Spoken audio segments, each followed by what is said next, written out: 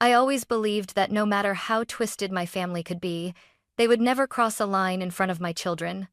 I was wrong. Terrifyingly wrong.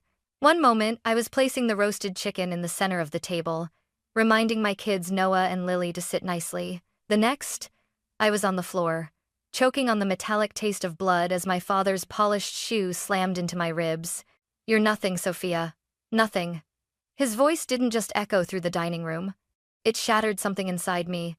Noah froze mid-step, still clutching his toy spaceship.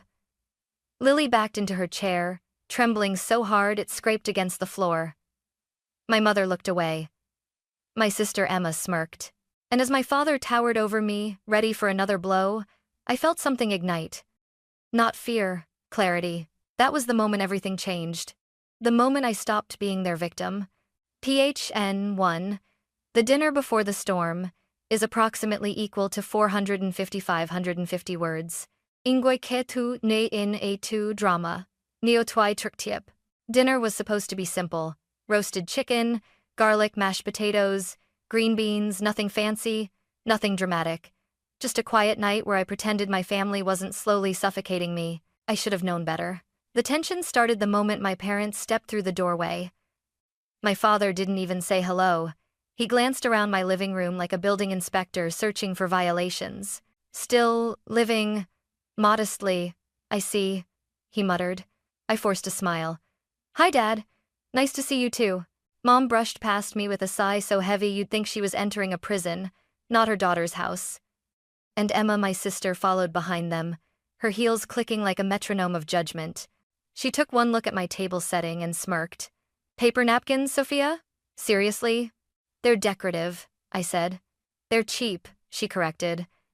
I swallowed the irritation rising in my throat. Tonight was supposed to be peaceful. My therapist said I needed to observe my family dynamics without reacting. Well, she had no idea who my family actually was. Noah ran into the dining room before I could reply, holding his new toy spaceship above his head. "Mom, look! I learned how to make it spin!" Emma rolled her eyes so hard I could practically hear it. "God, Sophia, that toy looks expensive. Aren't you always complaining about money? Maybe don't spoil them." I stiffened. "He earned it. He worked hard this month." Dad scoffed from behind her. "Children don't earn anything. They do what they're told. That's the problem with you, you let them run wild." I clenched my jaw. "They're kids, Dad. They're fine." But he didn't let it go. "It's the mother's job to make sure they behave. Clearly, you still don't know how to do that." Mom chimed in softly, almost rehearsed. "She tries, Gerald. She's just always been difficult." Difficult. That word again. I set the bowl of potatoes down a little harder than I intended. Before the tension broke, Lily entered quietly and sat at the table. She whispered, "Hi, Grandpa." Dad didn't respond. Instead, he stared straight at me. "You know why we're here tonight, don't you, Sophia?" My stomach tightened. "You said it was just dinner." Emma's voice sliced in. "Mom said you've been making decisions behind the family's back, spending money irresponsibly, ignoring advice, being selfish." I stared at her, unable to hide my disbelief. "Selfish? Because I bought my son a toy?" Dad slammed his palm on the table, making Lily flinch. "Because you don't listen. Because you never have. And it's time someone corrected that." I could feel the storm forming quiet, heavy, inevitable. Every instinct in me screamed to protect my kids. But I also knew something else. What was about to happen wasn't about a toy, or dinner, or responsibility. It was about control, about power, about the unspoken rule they believed in. Sophia doesn't get to stand up. Sophia doesn't get to have a voice. Not anymore, I thought. Not tonight. The shift was subtle at first, like the temperature in the room dropped 5 degrees. Dad poured himself another glass of whiskey, even though he'd barely finished the first. Emma tapped her nails on the table, watching him like she was waiting for a show to begin. I placed the serving spoon down and took a breath. "Let's just eat, okay? The food's getting cold." Dad didn't lift his fork. Instead, he stared at Noah. "Put that toy away." Noah froze mid-spin, spaceship inches above the mashed potatoes. "But Grandpa," I said, "put it away." His voice boomed so suddenly that Lily jolted, nearly knocking over her cup. I stepped in quickly. "Dad, he's just excited." Dad snapped his head toward me. Did I ask for your explanation? The room went dead silent. Emma smirked behind her napkin, eyes glinting. There she goes again, always talking back. You never know when to stop, Sophia. Mom sighed dramatically. Sometimes I wonder why you insist on causing problems at every family gathering. Understår inte way, and he've, to do. Understår be dues to Bruce saying, coming in so very sapatted. I'm not causing anything, I said through my teeth. I'm just trying to have dinner. Dad leaned back in his chair, eyes narrowing at me in a way I recognized too well, like he was calculating something, building a case in his head. Dinner? He repeated. You think this is about dinner? He stood up slowly, his chair scraping against the floor. Noah reached for my hand under the table. Lily tucked her legs beneath her, shrinking. Dad pointed at me with 2 fingers like he was issuing an order. This is about the fact that you don't listen. You never have. I told you last month to give Emma the money she needed, and you ignored me. I clenched my fists. Because I didn't have it, and because it wasn't my responsibility. Emma scoffed. You're unbelievable. It was only $300. No, I corrected. It wasn't only anything. It was my grocery money.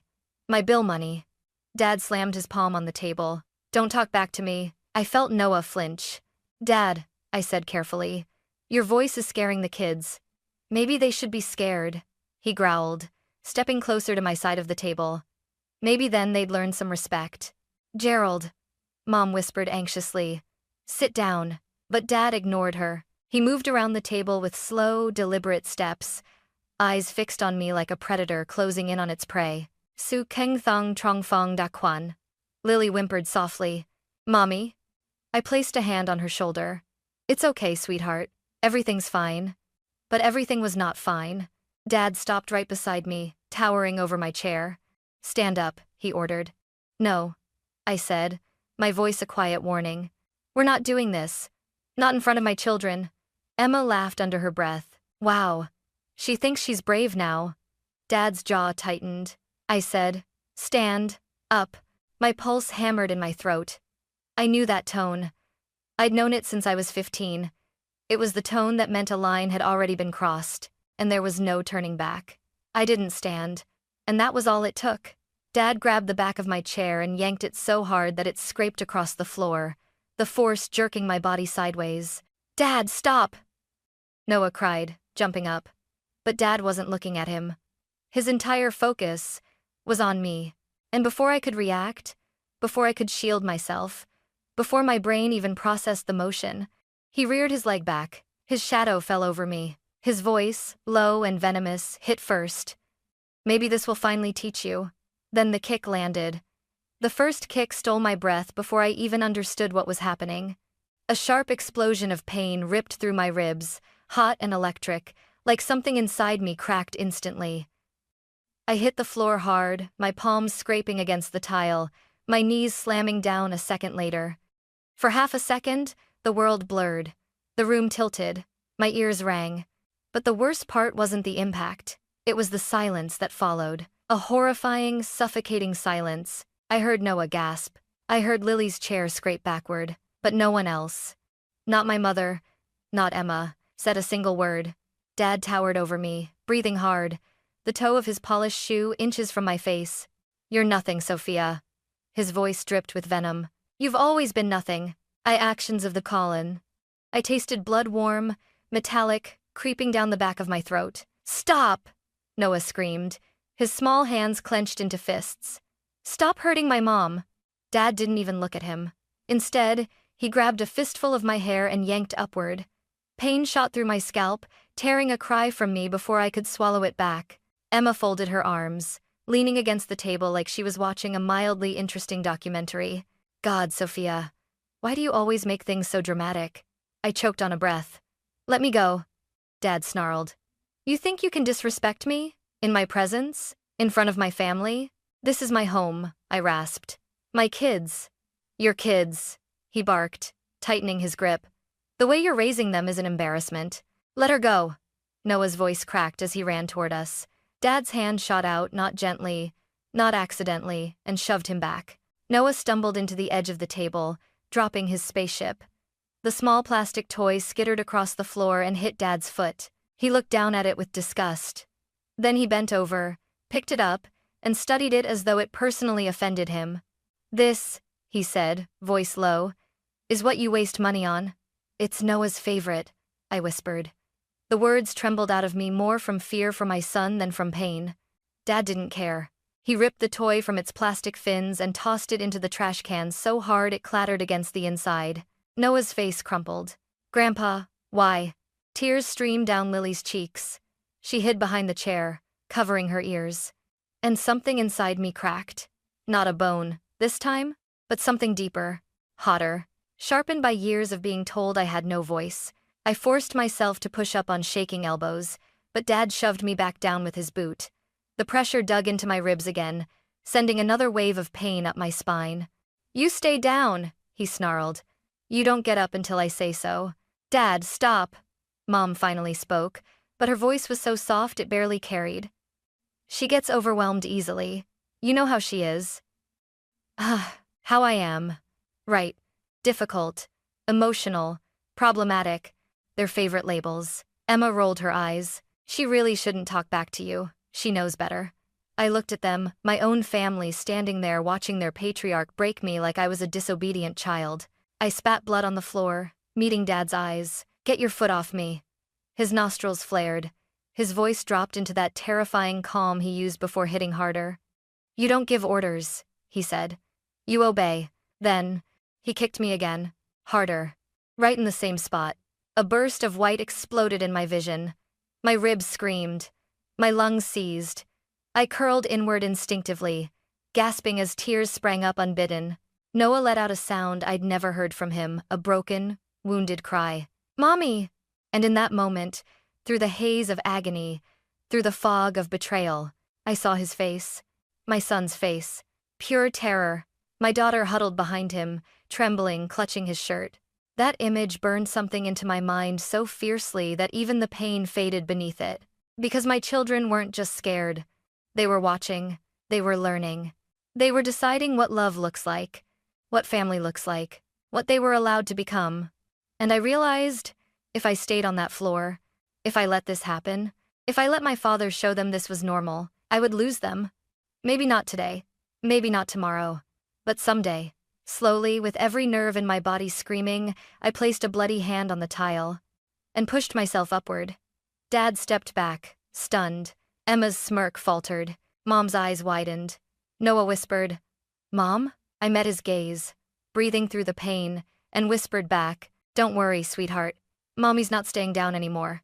And as I rose shaking, broken, bloody, I knew the line had been crossed, and I knew exactly what needed to happen next. For a moment, no one moved.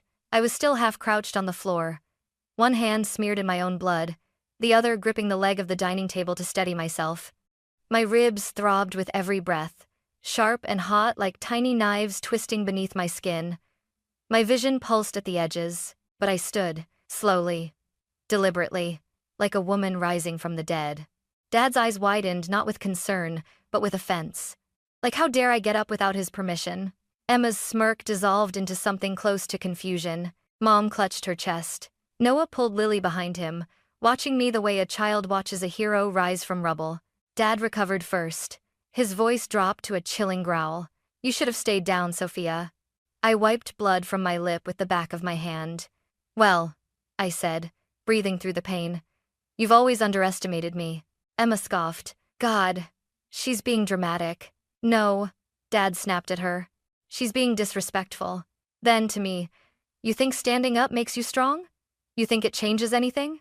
"It changes everything," I said. Dad stepped forward, raising his hand not to hit me yet, but clearly about to. Noah cried out, "Don't touch her." That was it. The last thread. I straightened my spine, ignoring the screaming in my ribs, and looked Dad dead in the eyes. "Try it," I said quietly. My voice didn't crack, didn't shake. It cut. He actually froze. Just for a second, long enough for Emma to gasp softly, and then I reached into my pocket. Dad lunged a half step, thinking I was grabbing something to defend myself. He had no idea. I pulled out my phone, clicked the screen, and turned it toward them. The live feed was already playing. A small camera perfectly hidden in the corner above the cabinets was capturing everything. Dad's voice, his kicks, my screams, Noah's terror, Lily's sobs, Emma's mocking laughter. All of it. Perfectly clear, perfectly recorded. Dad's face, drained. What is that? He demanded. A camera, I said calmly. You can't record people without one-party consent, I cut in. And lucky me, I'm the party. Emma's jaw dropped. Are you insane? No, I said. I'm done. Mom took a shaky step forward. Sophia, honey, let's talk. No, I said again. This time, colder, firmer, stronger. Dad pointed at the phone. His hand shook not with rage this time, but with the first flicker of fear I'd ever seen in him. Turn that off. No. You have no idea what you're doing. Oh, I whispered. Trust me. I know exactly what I'm doing. Also, I tapped the screen. A soft ding confirmed the upload was complete. Dad, I said. This entire video is already backed up. Cloud storage, off-site secure server, and my attorney will have a copy within the hour. Emma stepped forward, panicked. You can't, Sophia. This is family business. I laughed, a short, sharp, humorless sound. Family? You mean the people who watched while he kicked me? The ones who said I deserved it? The ones who made my kids cry? Mom swallowed hard. Sophia, please. Your father didn't mean. He meant every second, I snapped. And so did you. Dad clenched his teeth. You're making a mistake. No, I said. I finally stopped making them. His voice cracked with rage. If you press charges, you'll destroy this family. I stepped closer, meeting him toe-to-toe, breath to breath, dominance versus defiance. The family was destroyed the moment you decided my fear mattered more than my children's safety. He flinched. Then, I pointed at the door. Get out. Mom blinked. What? All of you. Out of my house. Now. Emma shook her head. You're overreacting. You always overreact. Emma, I said, turning to her with a coldness I didn't know I possessed. If you take one more step toward me, I swear I will add you to the police report as a willing accomplice. She froze. Dad started. You can't just. I raised my phone. Wanna bet? Silence. One by one, they stepped backward. Dad first. Then Mom. Then Emma. No one said another word. When the door finally shut behind them, and their steps faded down the walkway, I locked the deadbolt, and the chain, and pressed my forehead to the door as the weight of everything crashed into me. Then I heard it. Mom? I turned. Noah and Lily ran into my arms, clinging to me with a desperation that broke my heart in ways the kicks never could. It's okay, I whispered, holding them tight despite the pain in my ribs. I'm here. I'm okay, and no one will ever hurt us again. And for the first time in my life, I meant it. The drive to the hospital was a blur of pain and panic. I could barely breathe. Every inhale stabbed my ribs like shards of glass. Noah sat beside me in the back seat, clutching my hand with both of his tiny ones. Lily was strapped in her booster seat, cheeks stained with tears, hiccuping softly. I'm okay, I kept whispering. But I wasn't, and they knew it. When the automatic doors opened, the fluorescent lights felt like a punch. A nurse saw the blood dried on my shirt and ran toward us. Oh my God, what happened? I opened my mouth, but the words stuck in my throat. Noah answered for me, voice cracking. Grandpa hurt her. The nurse's expression hardened instantly. Within minutes, I was lying on a narrow hospital bed, an ice pack pressed to my ribs, a pulse oximeter clipped to my finger. A doctor. Myers, a woman in her 50s, examined me with a calmness that made everything feel both safer and more terrifying. You have significant bruising, she said. Possible rib fractures. We'll take x-rays. She paused. Sophia. Who did this? I stared up at the ceiling. My father. No flicker of surprise passed across her face. She had seen this before too many times. It doesn't matter who hits you, she said quietly. The damage is the same. And the resources are the same. Her words pierced me deeper than the pain in my ribs. Noah was curled in a chair beside the bed. Lily was asleep in his lap. The sight of them like that protecting each other, because no one had protected me, made something inside me twist. The door burst open. Ethan. He stopped dead when he saw my face swollen, bruised, streaked with blood. His breath caught like someone had punched him. Who? He said, voice low, steady but shaking at the edges. Sophia. Who did this? My father, I whispered. For a moment, something terrifying flickered behind his eyes, something primal, murderous. I'm going to kill him, he said, turning toward the door. No! I grabbed his wrist. Pain shot up my arm, but I didn't let go. Ethan, don't. Please. He put his hands on you, he growled. On the mother of my kids. On. And that's exactly why we're doing this the right way. I squeezed his hand. No more violence. No more chaos. I want him to face real consequences. Legal consequences. He swallowed hard and nodded, jaw tight. What do you need from me? I exhaled shakily. I need my phone. Ethan placed it gently in my hand, and I dialed the number I had saved weeks ago under a name only I recognized, Karen H. Consultation only. When she answered on the second ring, her voice was smooth, controlled, direct. This is attorney Karen Holden. It's Sophia, I said, my voice trembling. I need help, now.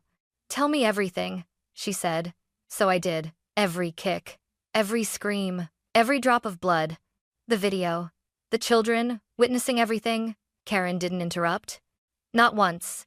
When I finished, she inhaled slowly. Sophia, this is enough for a criminal case, a restraining order, and a civil suit. All three. You have strong evidence. My heart pounded. We start tonight, she continued. You'll send the footage to my secure drive. First thing tomorrow morning, I file for an emergency protective order. Then we press charges for felony assault. Your father is going to be arrested. The words hit me like a warm shock. He's going to be arrested. For the first time since I hit the floor of my dining room, I felt something other than pain. I felt power. Sophia? Karen asked. You still with me? Yes, I breathed. I'm ready. Good, she said. Because this is the moment everything changes. For you, for your kids, and for him. I looked at Noah sleeping beside Lily. My bruised ribs burned. My head throbbed. But underneath all of that was fire. Thank you, I whispered. No, she replied. Don't thank me. Just don't back down. The line clicked off. Ethan sat beside me, brushing a strand of hair from my face. What happens now? He asked softly. I stared straight ahead. Now, I said, I stop surviving. I turned to him, voice steady, and I start fighting back. The next morning began with the kind of pain that makes breathing feel like punishment. Every rib protested. My face throbbed. Even my skin felt bruised, but none of it mattered, because today was the day things started to change. Ethan had taken the kids home to rest. I remained in a quiet examination room, waiting for the officer Karen said would arrive to take my report. When the door opened, a woman in a Navy uniform stepped inside Officer Jenna Morales. Calm, composed, eyes sharp but kind. She took one look at me and silently exhaled through her nose. The kind of breath people make when they're trying not to show anger. Miss Collins? She asked. Yes, I said, straightening despite the pain. I'm here to take your statement and collect the video evidence your attorney mentioned. I nodded, handing her my phone with shaking fingers. As she watched the footage, her jaw locked. When the first kick landed, her eyebrows knit so tightly they almost touched. When Dad yanked my hair. When he shoved Noah. When Lily screamed. Her nostrils flared. A vein pulsed in her temple. She paused the video halfway through. Where's he now? She asked, voice low. At home, I whispered. She pressed play again. This time she didn't pause it until the very end. She shut off the screen. Closed her eyes. Exhaled through clenched teeth. Sophia, she said, your father will be arrested today. A tremor shot through my chest, not fear, not relief. Something in between, something new. Before I could respond, her radio crackled. She stepped into the hallway to answer. When she returned, her expression had shifted into pure authority. I'll file my report immediately. The DA will receive this within the hour. I swallowed hard. This is really happening, isn't it? It needs to happen, she said. Not just for you, but for your kids. My throat tightened. Thank you. Officer Morales gave a grim nod. Women like you don't need thanks. You need justice. And you're going to get it. 2 hours later, as I lay half asleep against the pillows, a familiar vibration rattled my phone. Mom. Then Dad. Then Emma. Then my uncle. Then numbers I didn't recognize. Voicemail after voicemail. Text after text. A flood of guilt, manipulation, rage. I played one. Mom's voice trembled with theatrical misery. Sophia, how could you do this? Your father is devastated. We're family. You're blowing everything out of proportion. Delete. Emma's message came next, tight and angry. Are you insane?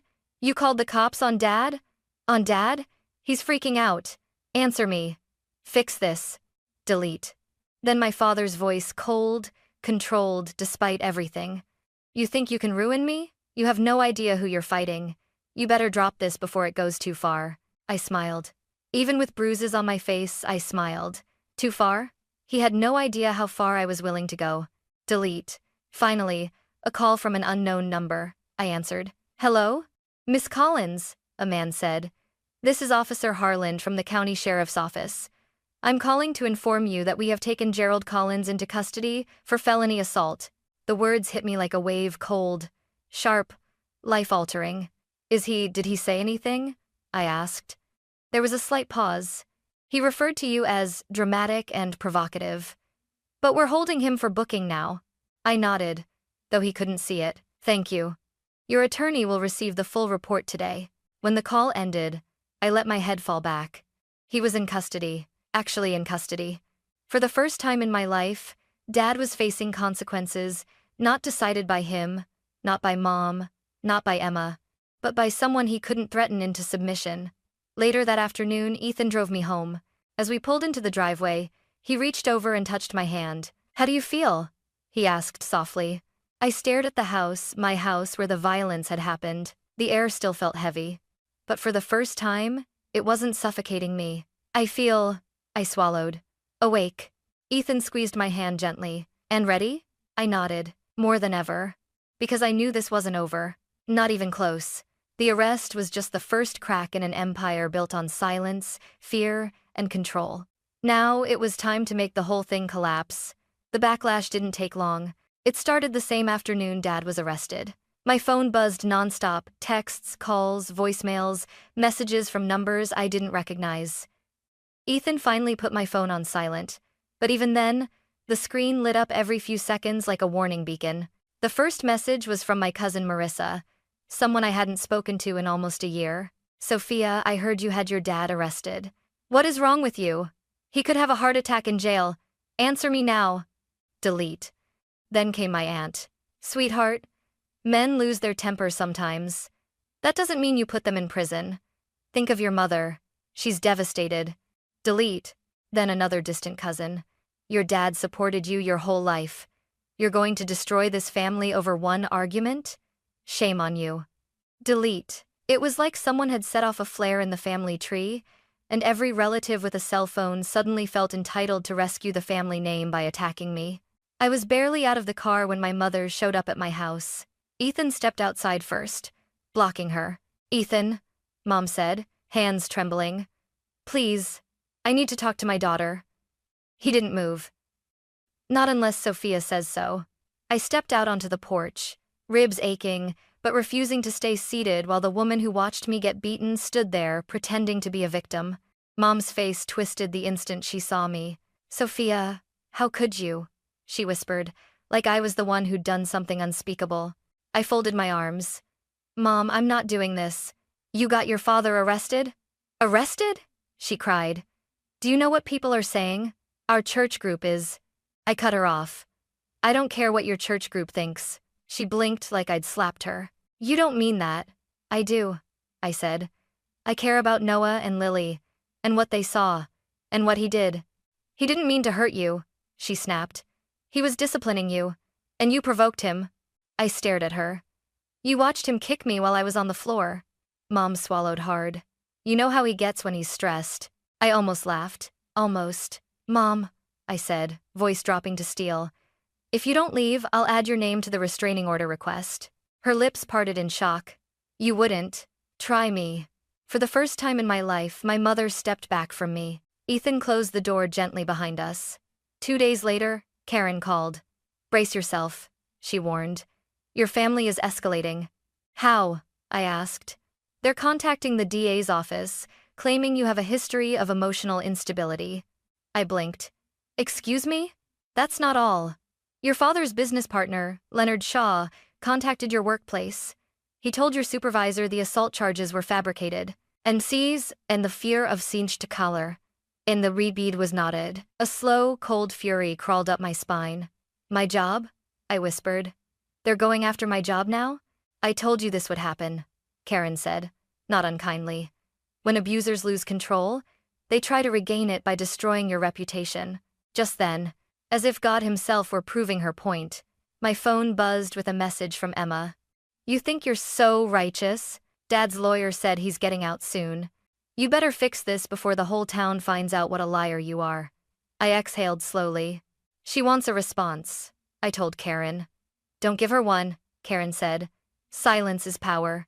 Then came the next blow. A knock on the door. I opened it to find Angela, a distant cousin who had always acted like Mom's loyal foot soldier, standing there with a smug expression. Hi, Sophia, she said sweetly. Thought I'd check on you. You know, since you're destroying your parents. Ethan appeared behind me instantly. This isn't a good time. Angela ignored him. You know your father has high blood pressure, right? Court stress could be dangerous. Imagine if something happened to him. You'd feel responsible forever. My voice came out quiet but lethal. Angela, move your car from my driveway.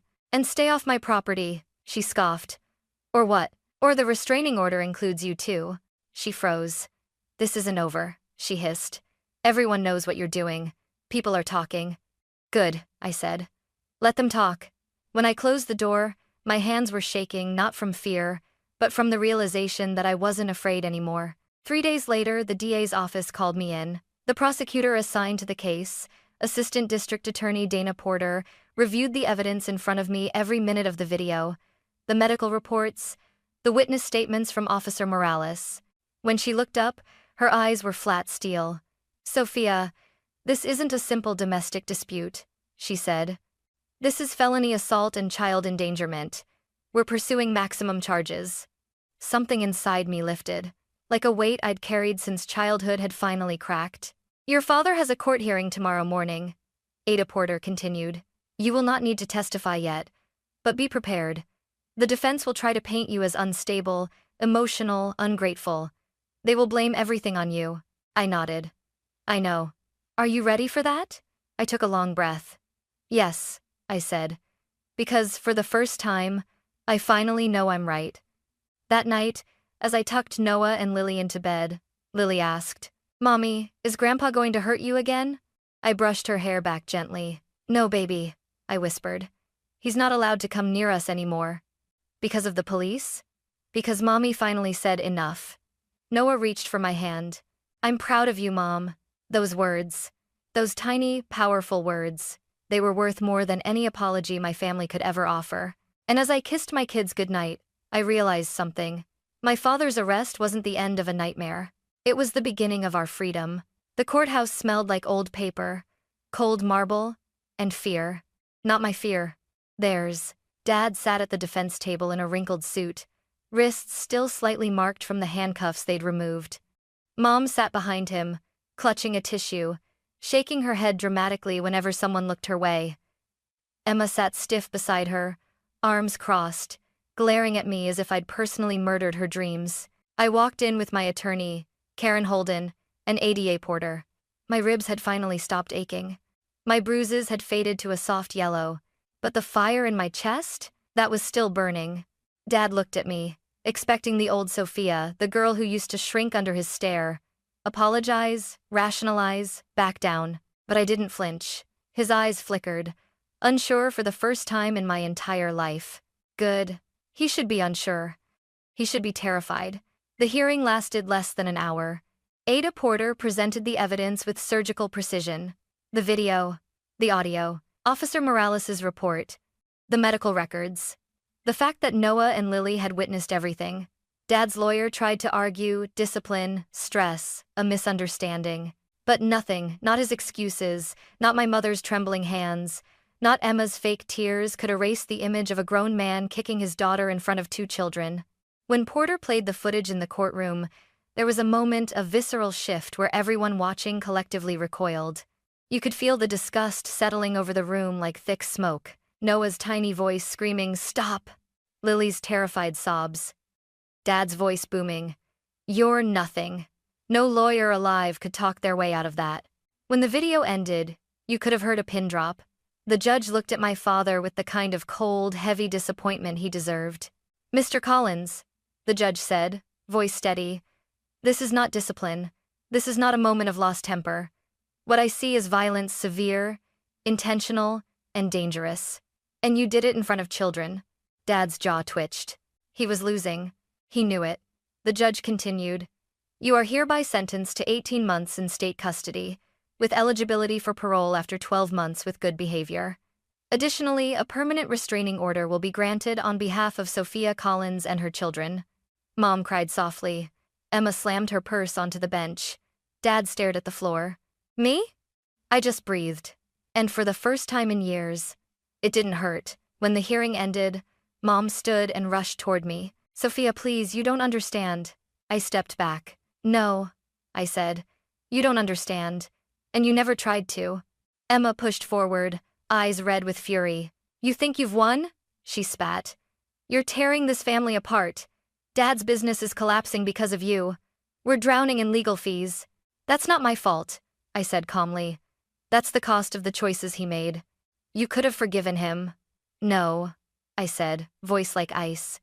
What I couldn't do was let my children think this was normal. Emma opened her mouth, but Karen stepped in. This conversation is over. They're in violation if they continue speaking to her. Mom froze. Emma cursed under her breath. And I walked out of that courtroom without looking back. Life didn't magically fix itself after that, but it did begin to open. The settlement from the civil case came 30 days later. $75,000, enough to pay off our remaining mortgage, cover all medical bills and therapy, start savings accounts for Noah and Lily, and finally allow me to enroll in the college program I dropped years ago because my father demanded I work to help the family. And it is Provix. The day I made that first tuition payment, my hands shook, not from fear, from pride. Ethan, always steady, always in my corner, held me close and whispered, I'm proud of you. But the moment that changed everything wasn't mine.